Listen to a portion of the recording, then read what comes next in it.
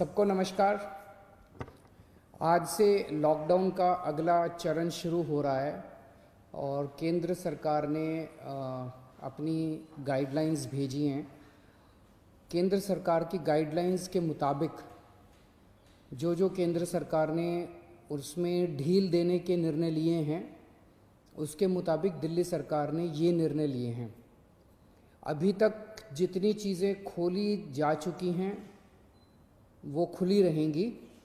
इसके अलावा बार्बर और सैलून की दुकानें खोलने का निर्णय लिया गया है। स्पा नहीं खोला जाएगा, अभी केवल बार्बर और सैलून की दुकानें खोली जा रही हैं। ऑटो, ई रिक्शा, ये जितने ग्रामीण सेवा, ये जितने व्हीकल्स हैं, इसमें एक दिक्कत आ रही थी। मान लीजिए हमने कहा भाई ऑटो में एक ही सवारी चलेगी एक बार में।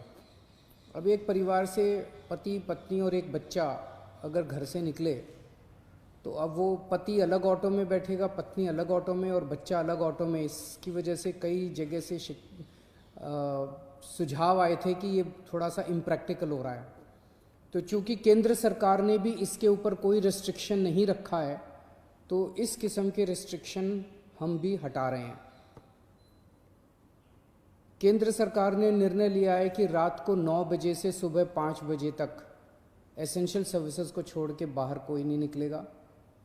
दिल्ली सरकार भी वो निर्णय लागू करने जा रही है।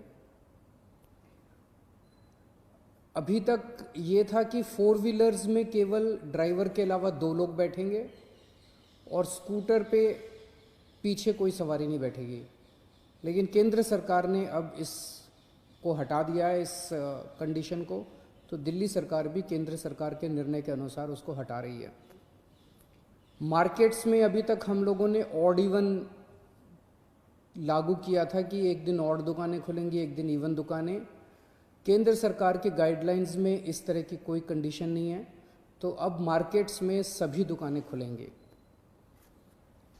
पिछली बार केंद्र सरकार ने कहा था कि इंडस्ट्रियल एरिया में स्टैगर्ड टाइमिंग्स लागू किए जाएंगे, तो हमने भी उसी के हिसाब से स्टैगर्ड टाइमिंग्स किए थे। लेकिन अब केंद्र सरकार ने वो निर्णय हटा दिया, तो दिल्ली में भी इंडस्ट्रीज़, अब सारी इंडस्ट्रीज़ खुल सकेंगी। अब मैं आपके सामने एक महत्वपूर्ण विषय रखना चाहता हूँ और इस पे आप लोगों का मुझे मार्गदर्शन चाहिए। आज तक मुझे आप लोगों का बहुत स्नेह मिला, बहुत प्यार मिला, बहुत विश्वास मिला और उसी के भरोसे आज जितने काम हम लोग कर पा रहे हैं, आपके विश्वास और आपके स्नेह की वजह से ये सारे काम, दिल्ली के अंदर इतने सारे काम हो पा रहे हैं। मेरे पास समय समय पर काफ़ी कठिन चुनौतियां आईं, कई बार उनके समाधान नहीं होते थे। ऐसे समय पे मैं कई बार आप लोगों के समक्ष आया, आप लोगों से मार्गदर्शन लिया, आप लोगों से सुझाव लिए। समय समय पे आप लोगों ने जो मार्गदर्शन किया उसको हम लोगों ने लागू भी किया। जैसे आपने कहा, हमने लागू किया। कुछ दिन पहले आप लोगों से सुझाव मांगे थे कि दिल्ली में लॉकडाउन में ढील दी जानी चाहिए कि नहीं दी जानी चाहिए, और भरपूर सुझाव आए। 5 लाख लोगों ने सुझाव दिए। आज आपका सुझाव एक बहुत महत्वपूर्ण विषय पर आप लोगों का मार्गदर्शन चाहिए। क्या दिल्ली के बॉर्डर्स को खोला जाए? एक बार तो आपको लगेगा कि ये क्या पूछ रहा हूं मैं। इसका एक इम्पॉर्टेंट एस्पेक्ट है, दिल्ली के अंदर कोरोना के केसेस काफ़ी बढ़ रहे हैं। रोज़ हम देखते हैं कि दिल्ली में कोरोना के केसेस बढ़ते जा रहे हैं। मैंने इसके बारे में कहा कि दिल्ली में कोरोना के केसेस बढ़ रहे हैं, ये चिंता का विषय तो है, लेकिन घबराने की ज़रूरत नहीं है। ये मैं इसलिए कह पाया क्योंकि दिल्ली के अंदर पिछले 5 सालों में आपकी सरकार ने दिल्ली के अस्पतालों में और स्वास्थ्य सेवाओं में खूब पैसा इन्वेस्ट किया है। खूब नए अस्पताल खोले, खूब नए बेड्स बनाए, खूब सारे आईसीयू खोले, खूब सारे मोहल्ला क्लिनिक बनाए, सारा इलाज मुफ्त कर दिया लोगों के लिए। पिछले 5 सालों के अंदर दिल्ली के अंदर अभूतपूर्व विकास हुआ है दिल्ली की स्वास्थ्य सेवाओं में।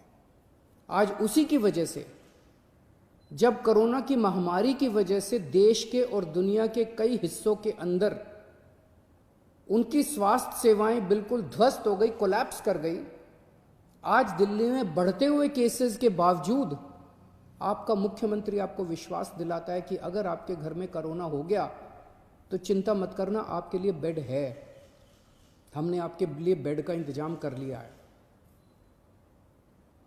पिछले हफ्ते जब मैंने आप लोगों से बात की थी, अभी कुछ दिन पहले, मैंने आपको कहा था कि आज की, उस दिन मैंने कहा था 3-4 दिन पहले कि आज की डेट में दिल्ली में 2100 मरीज हैं, लेकिन 6600 बेड का इंतजाम है।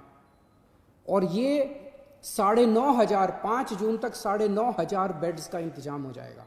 9,500 बेड्स, जबकि आज की डेट में मेरे ख्याल से 2300-2400 पेशेंट्स हैं आज।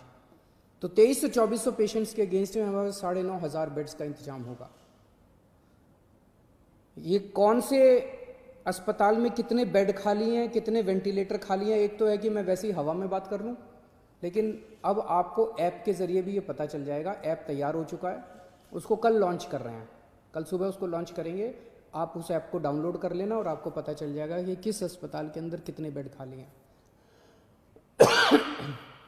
और अगर आपके घर में कोरोना हो तो आप वहाँ जा सकते हैं। लेकिन अगर हमने बॉर्डर्स खोल दिए तो पूरे देश भर से लोग दिल्ली इलाज कराने के लिए आते हैं। क्यों आते हैं? 2 कारणों से दिल्ली आते हैं।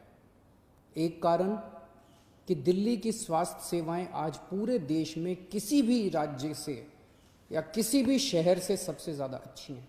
पूरे देश में सबसे अच्छी स्वास्थ्य सेवाएं आपको दिल्ली में मिलती हैं, तो पूरे देश भर से लोग इलाज कराने आते हैं।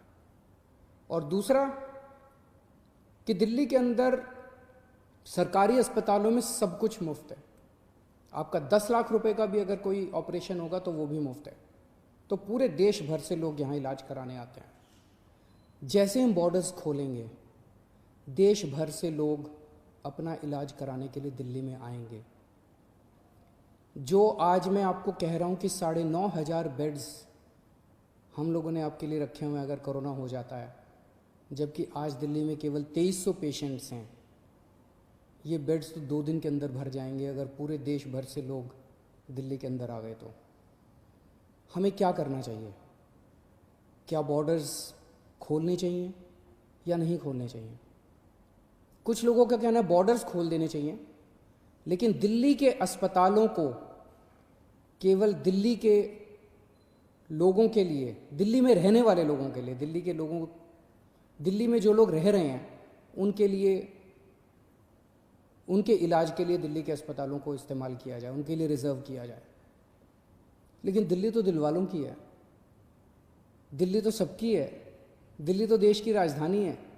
दिल्ली तो केरला वालों की भी है, तमिलनाडु वालों की भी है, यूपी वालों की भी है, बिहार वालों की भी है, झारखंड वालों की भी है, महाराष्ट्र वालों की भी है।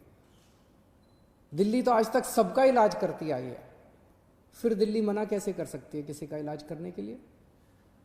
तो कुछ लोगों का सुझाव है कि जब तक कोरोना है तब तक के लिए कम से कम दिल्ली के अस्पतालों में केवल दिल्ली में रहने वाले लोगों का इलाज होना चाहिए। क्या होना चाहिए? बहुत सारे सुझाव हैं। मुझे आपसे मार्गदर्शन चाहिए और हमें क्या करना चाहिए। आप हमें इस बारे में सुझाव भेजें। शुक्रवार को 5 बजे तक आपके सुझावों का इंतज़ार रहेगा। आप मुझे अपने सुझाव व्हाट्सएप कर सकते हैं। व्हाट्सएप नंबर है 8800007722। व्हाट्सएप नंबर है 8800007722। ईमेल है delhi.cm.suggestions@gmail.com। ईमेल है delhi.cm.suggestions@gmail.com। और अगर आपके पास व्हाट्सएप नहीं है, अगर आपके पास ईमेल नहीं है, तो तो आप इस नंबर पे फ़ोन कर सकते हैं और अपना सुझाव छोड़ सकते हैं। आपकी आवाज़ रिकॉर्ड हो जाएगी।